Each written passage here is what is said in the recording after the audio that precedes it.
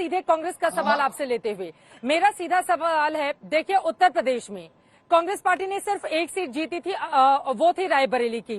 वहां पर भी सबसे आखिरी में आप लोगों ने राहुल गांधी को चुनावी मैदान में उतारा। दूसरी तरफ बिहार की एक सीट थी किशनगंज की, वो भी आप लोगों ने जीता था। दोनों ही सीटों पर एनडीए ने इतनी ताकत लगाकर दी है, प्रधानमंत्री ने मेरे ही इंटरव्यू में कहा है कि जो रायबरेली की सीट है वो भी जाने वाली है अब कांग्रेस पार्टी के लिए। तो कांग्रेस पार्टी कम से कम इन दोनों ही बड़े राज्यों में जहां से 120 सीटें आती हैं, कम से कम लड़ती हुई तो दिखाई दे।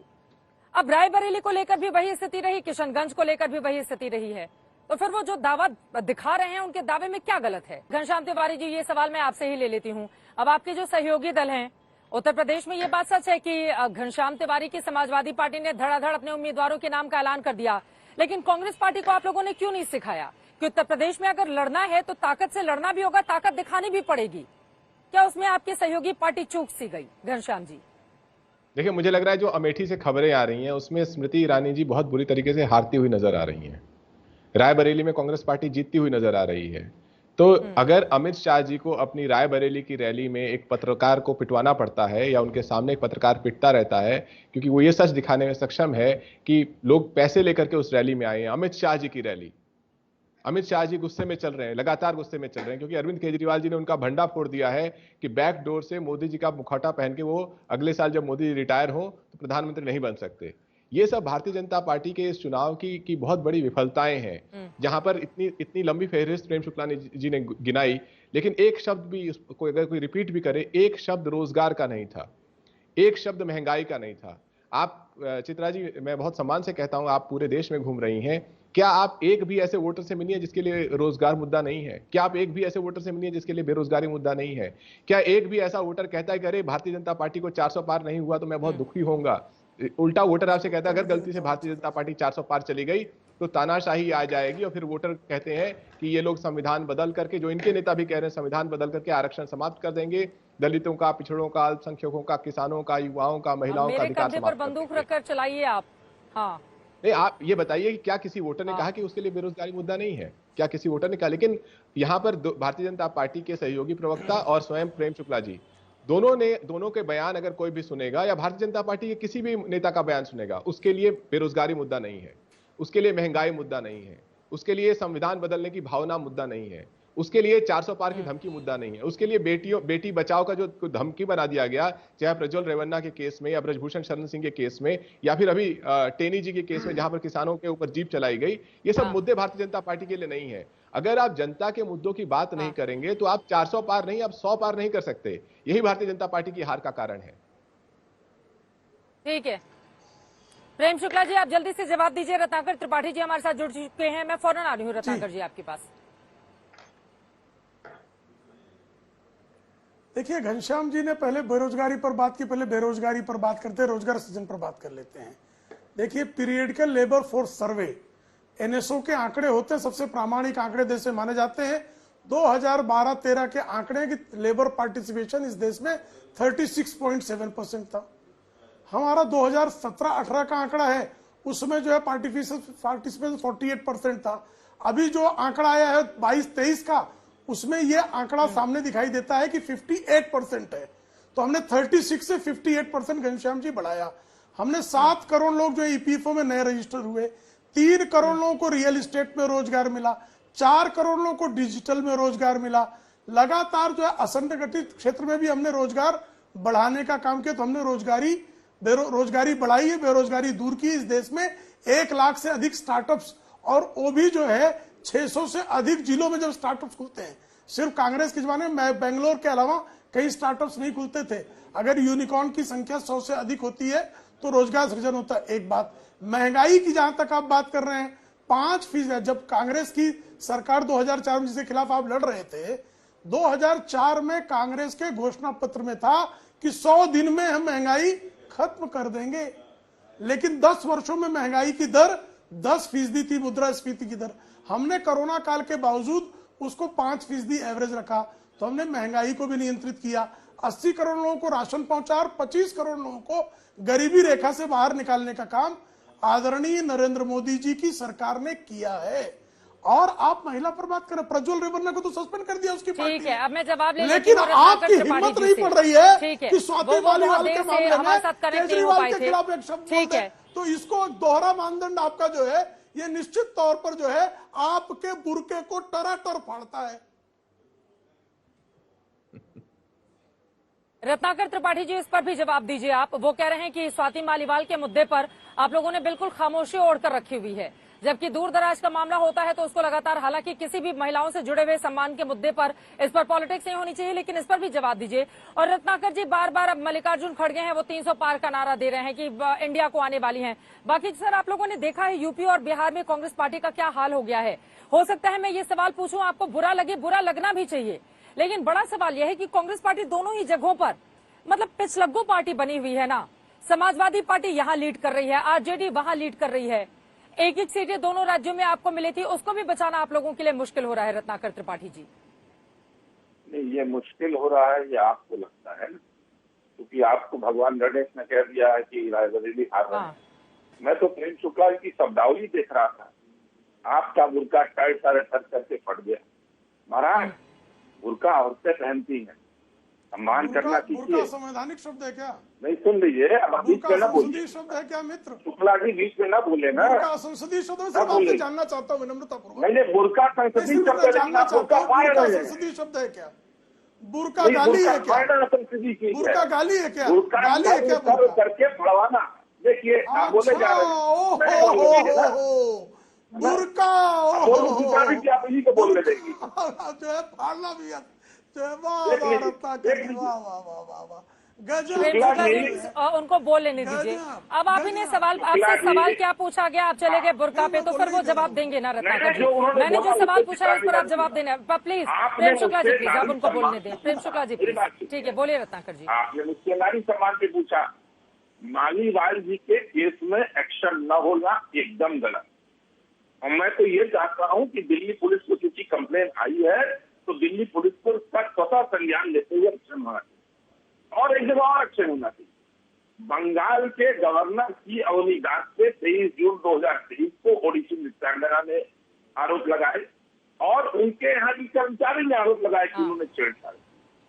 इनको वापस बुलाना चाहिए। नहीं, ये बुर्का फाड़ते हुए वही खड़े थे, क्योंकि इन्हें महिला सम्मान कहीं नहीं। और जो चेहरे की बात मैडम आप कह रही थी, उम्र भर गाली ये भूल करता रहा, भूल चेहरे पे थी आईना साफ करता। 19 तक जनता यही सोच रही थी कि आईने पे धूल, अब पता चला नहीं गलती कर रहे हैं, धूल कहीं और है। ये धूल देखिए प्रेम शुक्ला जी, आप बड़े हैं, क्यों इस तरह से करते हैं? ये छोटी बात करते हैं महाराज। प्रेम शुक्ला जी, उनकी बात हो जाए उसके बाद आप जवाब दीजिएगा, मैं आपके पास आऊंगी। प्लीज रत्नाकर जी की बात एक बार सुन लेते हैं। हाँ बोलिए। और जो अभी तक ये बता रहे थे, आप मुझे बताइए, जनता इनको चाहती है। 19 का ही आंकड़ा लेते हैं, 37.4% बीजेपी पाई थी। टोटल इनकी जो वोट थी एनडीए की वो 44.6% थी। उसको 45 मांगे भी 55% जनता इनके खिलाफ थी वोट देने में। और जनता इसे कह रही है 400 से पार कर दी। इसके बाद ये कहते हैं हमने ये किया वो किया। अरे मैं छोटा सा आंकड़ा बता रहा हूँ, रिजर्व बैंक ऑफ इंडिया का हाउस होल्ड इनकम जो है, घरेलू बचत, वो 3 साल के अंदर 11.6 से 5.1 पे आ गई। और ग्रॉस सेविंग जो है वो 12.4 से 5.4 पे आ गई। आधे से नीचे घट गई। जनता सड़क पे आ गई। आपने 78 एयरपोर्ट किसके लिए? अभी आप यहाँ बैठे हैं, मेरा टिकट बुक करा दीजिए, मैं चप्पल पहन के चला जाऊंगा। दिल्ली का टिकट 6,000 के नीचे नहीं मिलता, जो 2200, 2300, 2600 को मिल जाता। मंगलसूत्र आपने देखे, 3 साल में 2 लाख करोड़ रुपए के सोना मणिपुरम और मुथुट फाइनेंस जैसे कंपनियों में गिरवी हो गए। और दुनिया जानती है, कम से कम भारत का निवासी जानता है कि अगर सोना गिरवी रखा जा रहा तो वो स्त्रीधन गिरवी रखा जा रहा। पिछले 3 साल से प्रति क्वार्टर इन कंपनियों ने 400 से 1000 करोड़ रुपए के सोने की नीलामी की है, क्योंकि वो लोग अपनी सोने को छुड़ा नहीं पाए। और आप कहते हैं धन दौड़ रही है, देश की जनता चल रही है, वो आपकी नजर में है। पीयूष गोयल और नरेंद्र मोदी के बयान में 9 करोड़ और 11 करोड़ नल का अंतर था। एनएसएसओ की जिसकी बात कर रहे हैं, 17 के बाद आपने 19 के समय से छपवाने से इंकार कर दिया, मना कर दिया कि नेशनल सैंपल सर्वे ऑर्गेनाइजेशन की रिपोर्ट हम नहीं चाहते। अब मैं जवाब ले लेती हूँ। ठीक है, ठीक है, ठीक है। वो तमाम आंकड़े गिना रहे हैं प्रेम शुक्ला जी और कह रहे हैं इन्हीं मुद्दे पर वोटिंग होगी। प्रेम शुक्ला जी,